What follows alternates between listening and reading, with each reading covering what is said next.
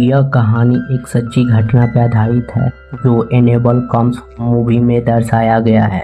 कहानी की शुरुआत होती है साल 1971 में मशहूर डेमोनोलॉजिस्ट एड और लॉरेन वॉरेन के दो नर्सों डेबी और कैमिला से यह जानकारी मिलती है कि उनके अपार्टमेंट में मौजूद एनाबेल डॉल खुद ब खुद चलती है और खतरनाक घटनाओं को अंजाम देती है। वारेन दंपति इस डॉल को अपने घर ले आते हैं। रास्ते में एनाबेल कुछ आत्माओं को बुलाकर एड पर हमला करवाती है, लेकिन एड किसी तरह बच जाते हैं। घर पहुंचने पर वे एनाबेल को अपने आर्टिफैक्ट रूम में रखे एक पवित्र शीशे के बक्से में बंद कर देते हैं, जिसे फादर गार्डन द्वारा आशीर्वादित किया गया है ताकि उसकी बुरी ताकतें काबू में रहे। एक साल बाद 1972 में वारेन दंपति एक नए केस की जांच के लिए बाहर जाते हैं और अपनी बेटी जूडी की देखभाल के लिए मैरी एलन को बुलाते हैं। जूडी जो स्कूल में पढ़ती है वह एक रहस्यमयी पुजारी की आत्मा को देखती है जो उसका पीछा करने लगती है। उधर मैरी एलन जूडी का जन्मदिन मनाने की तैयारी करती है और केक बनाने लगती है। तभी उसकी दोस्त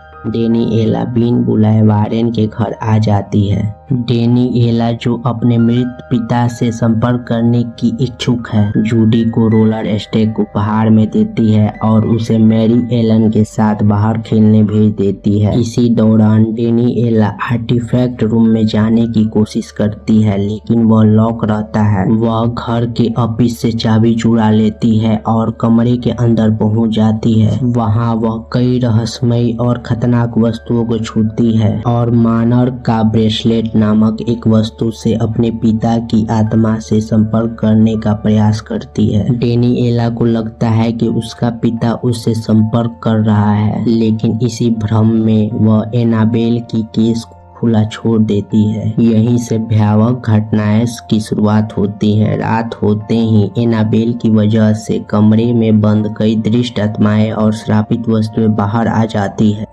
द फेरीमैन, एक आत्मा जो मृतक की आंखों पर सिक्के रखती है। द ब्राइड, एक श्रापित शादी का जोड़ा। एक डरावना हेल हाउंड जिसे नरक का कुत्ता भी कहा जाता है, और फिलीमिली नाम का अजीबोगरीब गेम। इसी बीच जूडी के स्कूल का लड़का बॉब लेरी, जिसे मैरी एलन पसंद करती है, घर आता है और मैरी से डेट के लिए पूछता है। तभी उस पर हेल हाउंड हमला करता है और वह खुद को बचाने के लिए वारेन के चिकन कूप में छिप जाता है। उधर मैरी एलन को फेरीमैन द्वारा खींच लिया जाता है और जूडी को उसके कमरे में एनाबेल डराने लगती है। डेनिएला जब चाबी लौटाने के लिए वापस आर्टिफैक्ट रूम में जाती है तो वह कमरे में फंस जाती है। वहां वह एक बंदर की खिलौना और एक पुरानी टीवी देखती है जो भविष्य दिखाता है। डेनिएला पर इन आत्माओं का हमला शुरू हो जाता है। वहां वह एक बंदर की खिलौना और एक पुरानी टीवी देखती है। तीनों लड़कियां जूडी, मैरी एलन और डेनिएला इन भूतिया घटनाओं से खुद को बचाने की कोशिश करती है। अंत में वे समझ जाती है कि एनाबेल ही सारी आत्माओं को आकर्षित कर रही है, और जब तक उसे फिर से उसके पवित्र शीशे के केस में बंद नहीं किया जाएगा तब तक ये घटनाएं नहीं रुकेगी। कई डरावने और रोमांचक पलों के बाद वे अंततः एनाबेल को फिर से सील कर देती है, जिससे बाकी आत्माएं भी शांत हो जाती है। लेकिन सब जानते हैं कि एनाबेल की बुराई अभी भी कहीं न कहीं मौजूद है।